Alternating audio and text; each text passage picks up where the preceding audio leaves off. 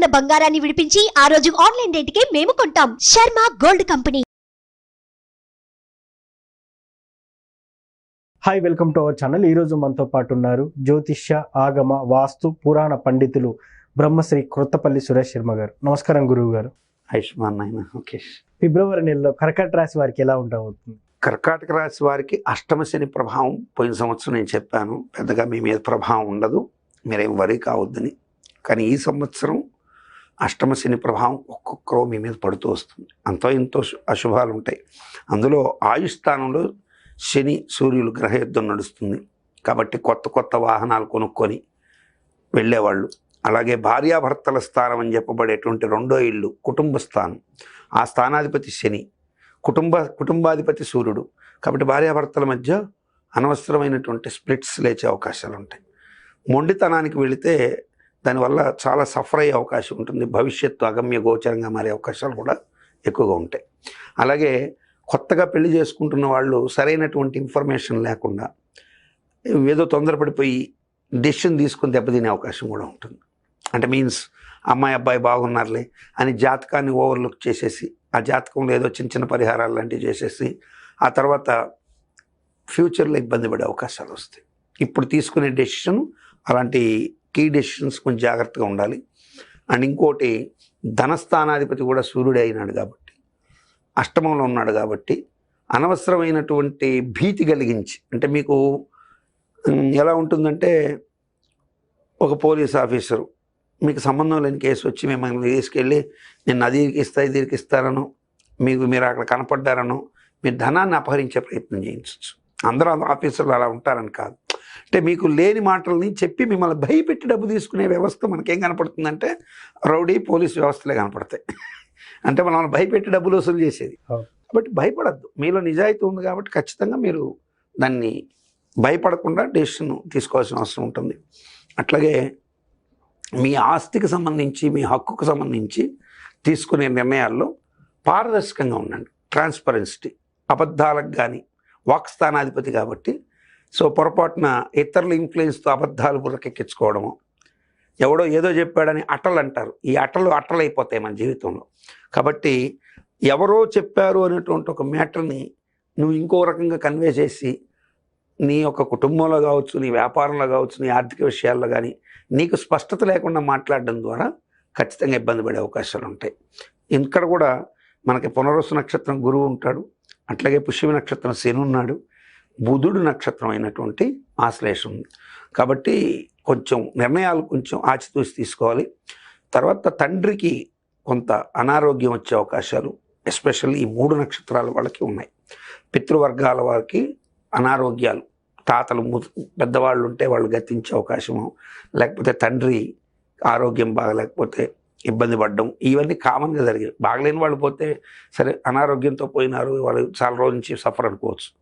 కానీ కర్కాటక రాశిలో ఉన్నటువంటి వాళ్ళు, మీకు సపోజ్ మీరు ఒక 30 years అనుకుంటే, మీ తండ్రి గారు ఒక 55-60లో ఉన్నారనుకుంటే డెఫినెట్గా వారి యొక్క హెల్త్కి సంబంధించి చెకప్స్ చేయించడం, వారి ఆరోగ్యం గురించి, అంటే ఇది మన కోసం ఆయన రెక్కలు ముక్కలు చేసుకొని కష్టపడి మిమ్మల్ని బాగా చదివించారు కదా, సో వారి ఆరోగ్యం ఎలా ఉంది అనేది కొంచెం శ్రద్ధ తీసుకోవాల్సిన అవసరం ఆ కొడుకుల మీద ఉంటుంది.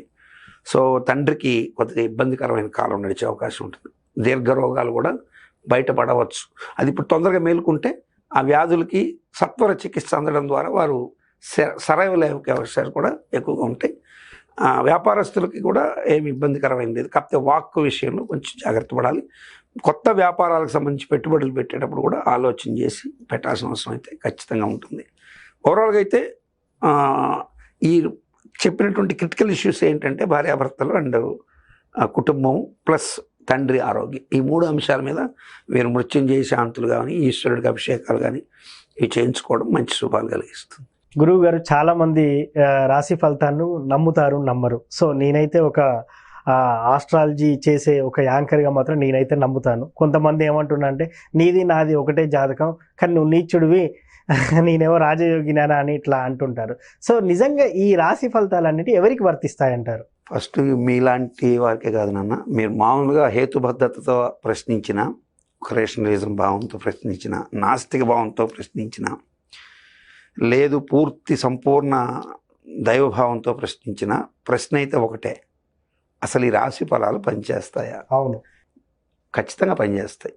అయితే ఇక్కడ చాలామందికి మరి నేను వృషభ రాశిలో ఉన్నాను, నా పేరు వెంకటేశ్వర్లు, నాతో పాటు పక్కనే వెంకటేశ్వర రెడ్డి గారు ఉన్నారు, ఆయనేమో బ్రహ్మాండంగా ఈ సంవత్సరం సంపాదించాడు, నేనేమో అడుగును పడిపోయాను అంటారు. మరొక ఆయన వెంకటేశ్వర చౌదరి గారు బ్రహ్మాండంగా సంపాదించారు, వెంకటేశ్వర శాస్త్రి గారు బాగా సంపాదించారు, నాకేమీ లేదు అంటారు. బిలో ప్రావర్టీలో ఉన్న అతను అసలు ఇవేవి పట్టించుకోకుండా కూడా కొంతమంది వెళ్ళిపోయేవాళ్ళు ఉంటారు. ఇక్కడ మనం రాశి ఫలాలు ఒకటే, మరి బాగా గుర్తుపెట్టుకోవాల్సింది ఏంటంటే అందరికీ సమమైన ఖచ్చితమైన ఏజ్ ఫ్యాక్టర్ ఒకటి ఏంటి, రోజులు సెకండ్స్తో కూడా ఒకే సమయంలో పుట్టడం అనేది జరుగుతుంది. అవును. కానీ వాడెవడో నువ్వు ఎట్లా ఐడెంటిఫై చేస్తావు? చేయలేం. ఒక గంప నిండా ఒకే చెట్టు కాచిన పండ్లే, అవును, అన్నీ ఒకే సైజులో మామిడి పండ్లు ఉన్నా ఎక్కడో లిటిల్ బిట్ డిఫరెన్స్ ఉంటుంది. అవును. మీరు కావాలంటే మీరు దీంట్లో నక్షత్రగ్రహ తారకానాం అని ఆదిత్య హృదయంలో ఉంటుంది. నక్షత్రగ్రహ తారకానాం అంటే నక్షత్రాలు వేరు, గ్రహాలు వేరు, తారకలు వేరు. ఇప్పుడు మనకు ఆకాశం నిండా కనపడేవి తారకలు, సో నక్షత్రాలు అనేవి సపరేట్. ఈ నక్షత్ర మండలాన్ని పట్టి ఆ రాశిలో ఎవరు పుట్టినా అశ్విని నక్షత్రంలో పుట్టిన వాళ్ళు ఉంటారు. ఇప్పుడు అశ్విని నక్షత్రంలో ఒక చిన్న నెలబిడ్డ పుడతాడు, అట్లాగే ముదుసలైనడు అక్కడే ఉంటాడు, ఒక కప్ప కూడా అక్కడే పుడుతుంది, ఒక జింక కూడా అక్కడే పుడుతుంది, ఒక గొర్రె కూడా అక్కడే పుడుతుంది. సో ఇవన్నీ పుడతాయి. పుట్టడం అయితే నక్షత్రాలు అందరూ పుడతారు, కానీ దీంట్లో శాస్త్రము వర్జించింది చాలా ఉన్నాయి, ఇవి చాలామందికి తెలియదు. శాస్త్రం రాశి ఫలాలు ఎవరికి వర్తిస్తాయని చెప్పింది అంటే బాలకులకు వర్తించదు. 60 సంవత్సరాలు ఏదైతే మనకున్నాయో అవి దాటిన వాడి మీద జ్యోతిష ప్రభావం పోతుంది. బధిర అంటే గ్రుడ్డివారు, వీరి మీద జాతక ప్రభావాలు తక్కువగా ఉంటాయి, ఉండవని కాదు తక్కువగా ఉంటాయి. పొంగుణ గుంటివారు, వీరి మీద తక్కువగా ఉంటాయి. అట్లాగే మతిభ్రంశత్వం, పిచ్చివాడి మీద జ్యోతిష్యం పనిచేయదు. మరి మనకు మంచి కోసమే శాస్త్రం ఉందనేది. కాబట్టి రాశి ఫలాలు మీరు దాంట్లో చూసి భయపడిపోవద్దండి, తెలుసుకోండి. సజెషన్స్ ఉంటే దాన్ని ఫాలో కండి. ఒకవేళ మంచిగా ఉంటే హ్యాపీగా ఉండండి, చెడు ఉంటే భయపడద్దు, హ్యాపీగా ఉండండి. ఓవరాల్గా ఫిబ్రవరి నెలలో కర్కాటక రాశి వారికి ఎలా ఉండబోతుందో చాలా చక్కగా చెప్పారు గురుగారు. Thank you. ఆయుష్మాన్.